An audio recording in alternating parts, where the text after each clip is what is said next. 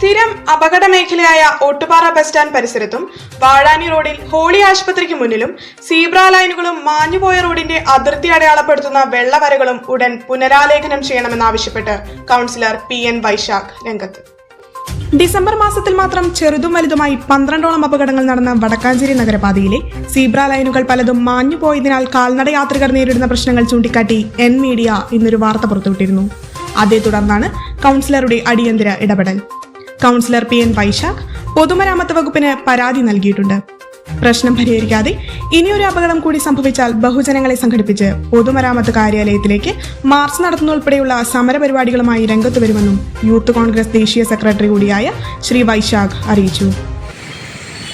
Ottupara bus സ്റ്റാൻഡിൻ്റെ പരിസരത്തും അതുപോലെ വാഴാനി റോഡിൽ ഹോളി ആശുപത്രി പരിസരത്തും സീബ്ര ലൈനുകളില്ല. അതുപോലെ റോഡിൻ്റെ 2 സൈഡ് വെള്ളവരകളും മാഞ്ഞു പോയിട്ടുണ്ട്.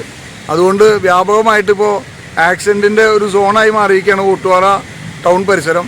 പലപ്പോഴും റോഡ് മുറിച്ച് കിടക്കുന്ന ആളുകളെ വാഹനങ്ങൾ സീബ്ര ലൈൻ കാണാതെ സ്പീഡിൽ വരികയും തട്ടുന്നൊരു സ്ഥിതി ഉണ്ട്. കഴിഞ്ഞ ദിവസം കൂടിയും ഒരു ബസ് ഇടിച്ച് ഒരു വയോധികൻ മരിക്കുന്നൊരു സ്ഥിതി പോലും ഉണ്ടായി. അപ്പോൾ ഇത് അടിയന്തരമായി പരിഹരിക്കണം. സീബ്ര ലൈൻ എത്രയും വേഗം സ്ഥാപിക്കണം.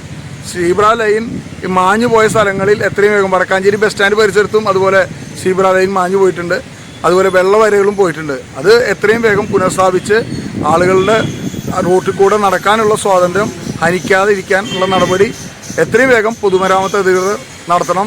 ഈ കാര്യം ആവശ്യപ്പെട്ട് ഉൾപ്പെടെയുള്ള ആളുകളോട് പരാതി നമ്മൾ പറഞ്ഞിട്ടുണ്ട്. എത്രയും വേഗം ഇത് ചെയ്യണമെന്നും നമ്മൾ ആവശ്യപ്പെട്ടിട്ടുണ്ട്. എത്രയും വേഗം ഇത് ചെയ്യണമെന്നാണ് PW ഉദ്യോഗസ്ഥരോടും അതുപോലെ സംസ്ഥാന സർക്കാരിനോടും ആവശ്യപ്പെടാനുള്ളത്.